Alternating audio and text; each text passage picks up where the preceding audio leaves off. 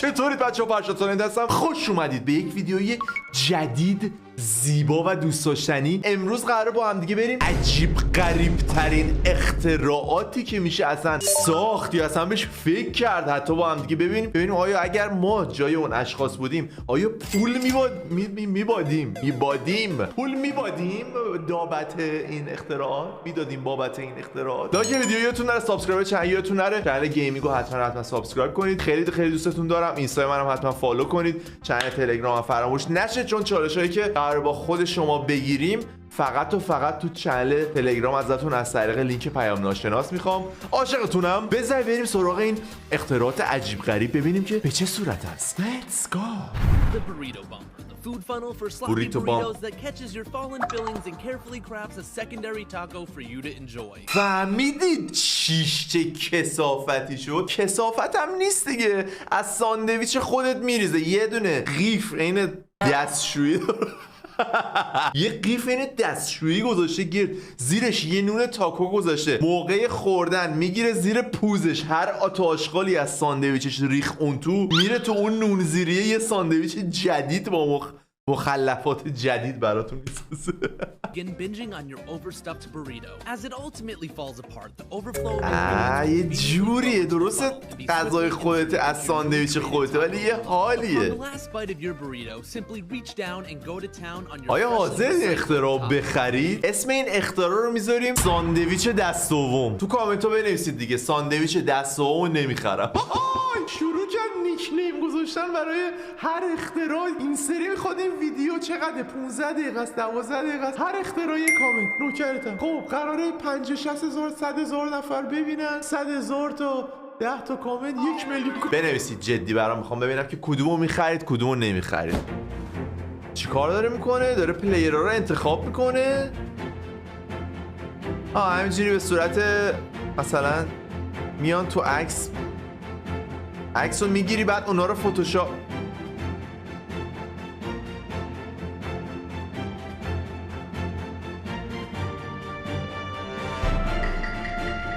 What?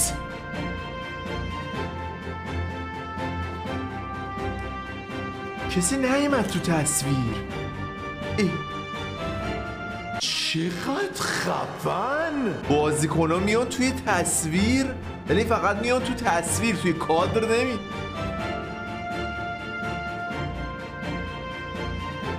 چه باحال.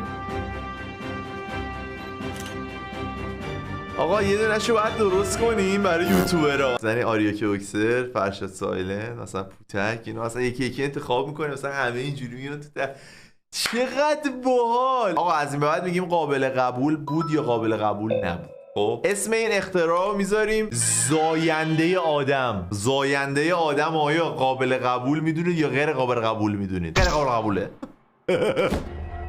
چیه؟ یه صفحه مؤدب گذاشت، اینو گذاشت وسط،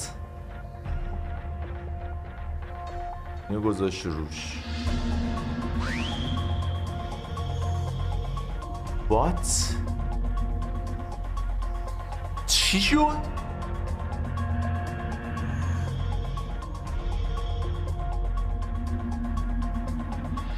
مغزم درد گرفت بچه‌ها. بیایید تحلیلش کنیم. اینو رو به پشت گذاشت، رو به پشت گذاشته، ولی اینی که میذاره روش خالیه.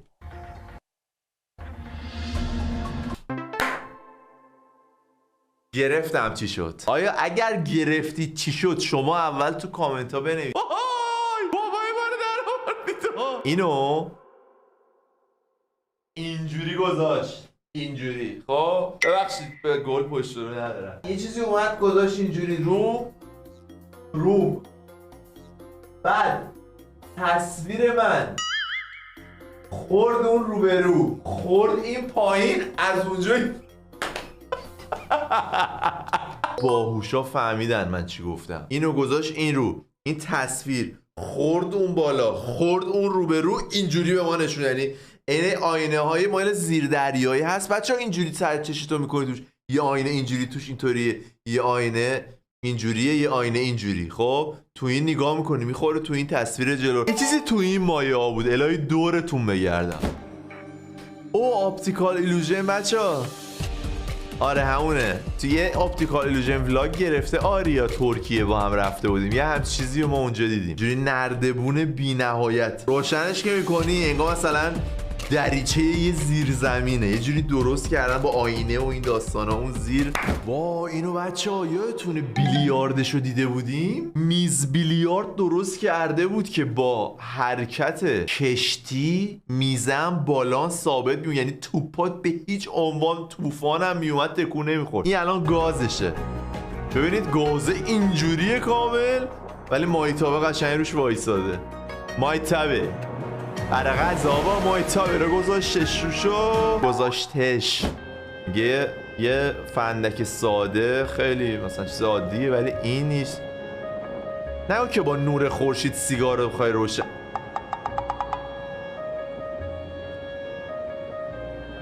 چیزایی درست میکنن تو رو قرآن. روشن شد.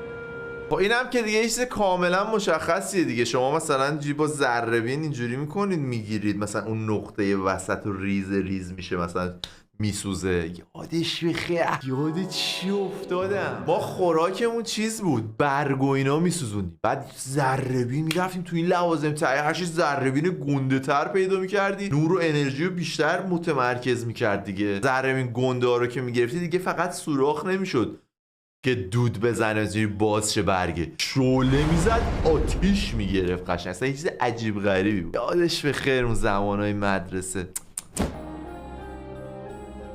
اوه شطرنجو حاجی، ما صفحه شطرنج تخ میبینیم گوسپیچ میشیم مغزمون نمیدونیم چی و کجا حرکت بدیم. این دیگه گرده. Instead of flushing that bit.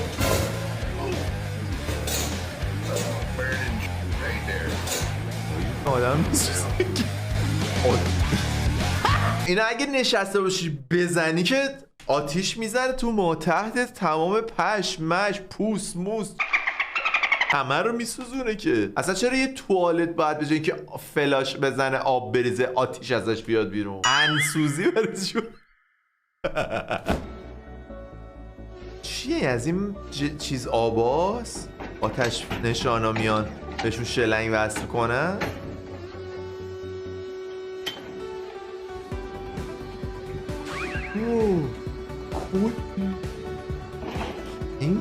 این مخزن چیه؟ منو که بخوام زیرشو ببینم. آقا این چیه نفهمیدم خدایی. این چی بود؟ تو کامنت ها بهم بگید بچه. کسی از سوئیس زندگی کنه اینا چیه؟ اوه آشغالی بود. یعنی سطل آشغاله انقدر اون روز میندازی توش تا انقدر حجیم پر میشه. چقدر باحال.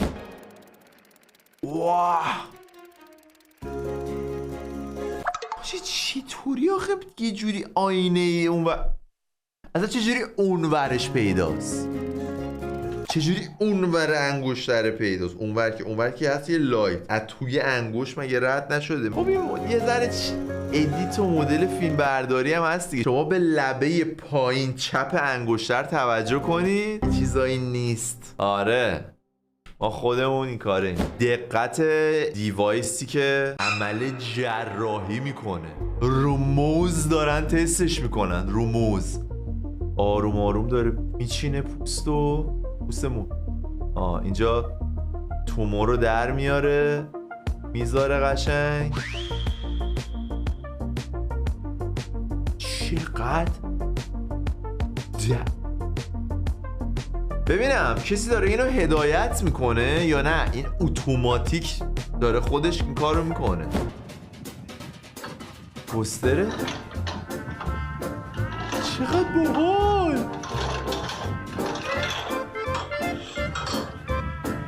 آقا قابل قبوله، بد نی، ولی خب دیگه توستر اومده اینجوری میذاره، دکمه رو میزنی میره پایین و قشنگ توست میکنه میاد بیرون. خودش هم تایمر داره میپره بیرون. به نظر من اضافه کاری. وایسی نگاه کنی حالا این ورش بود حالا دکمه بزنی بری این برشم نمیدونم فلان کنی، اون دیگه میزنی اتوماتیک دوباره رو با هم توست میکنه میاد بالا.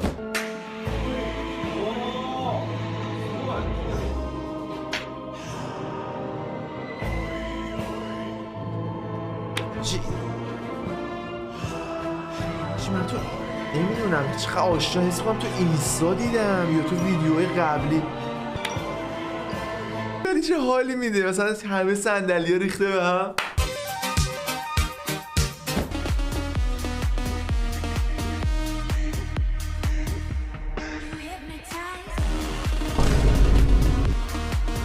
اوه چقدر خوبه.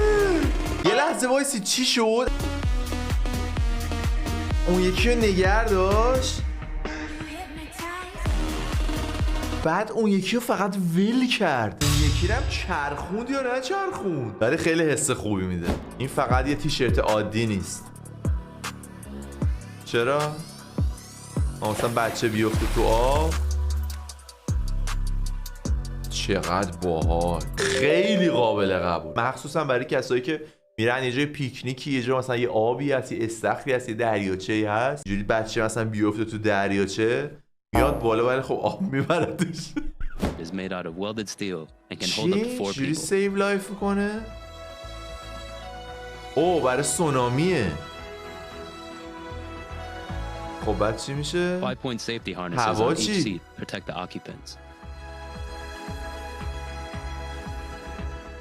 The pod has enough oxygen for 2.5 hours and has crumpled 2 rooms ساعت to و نیم help خودش withstand اکسیژن داره. impacts. And bottom and top mounted escape hatches to facilitate escape once the tsunami water subsides. حالا وقتی مثلا تو خونه نشستی تو میگن اوه سونامی، اوه خونه ها رو خالی کنید فلان، تو بری و این منبع و بیایی اول باید بری 4-3 تا شریک پیدا کنی با اونا بخری چون دونسته خیلی گرونه. الو اسخر کجایی داره سونامی میاد؟ احمدی من تو رخت خوابم، تو کجایی؟ پس وردا بیا اینا تا غرق نشیم. گم شید بابا، چه اختراعی، خیلی غیر قابل قبول.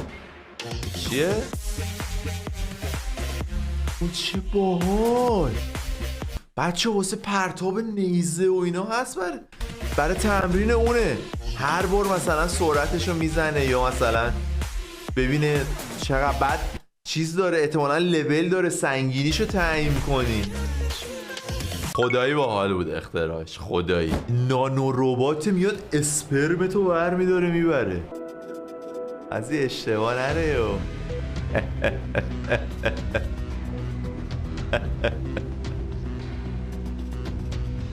از این اکسل کجاست منظورش؟ مربوط به بانوانه. اوبره بچه ها، ربات ما نانو ربات اوبر اسپر.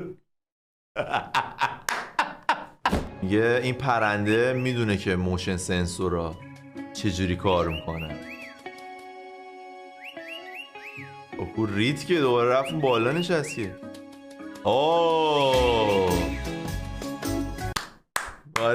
باریکل. عجیب غریب ترین اختراع به نظرتون کدوم بود؟ به نظر من اون آتیشه که میومد میرفت تو باحال ترینش که خیلی به سیفتی کمک میکنه اونی که جون بچه رو نجات میداد. یکی اون رباته که خیلی قشنگ جراحی میکرد و بخیه میزد. نظر شما کدومش از همه باحال‌تر بود؟ حتما تو کامنت ها بهم بگید. خیلی دوستاتون دارم. لایک ویدیو یادتون نره، سابسکرایب چنلم یادتون نره، زنگوله رو بزنید و روی آل بذارید. اینستا منم حتما فالو کنید. چنل تلگرام جوین شید. چنل گیمینگ هم یادتون نره ساب کنید. عاشقتونم و به زودی با ویدیوی بعدی میبینم. تو فعلا پیس.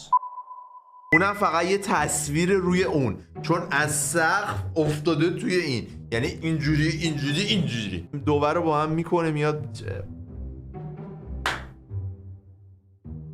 معلوم با پاول دادم.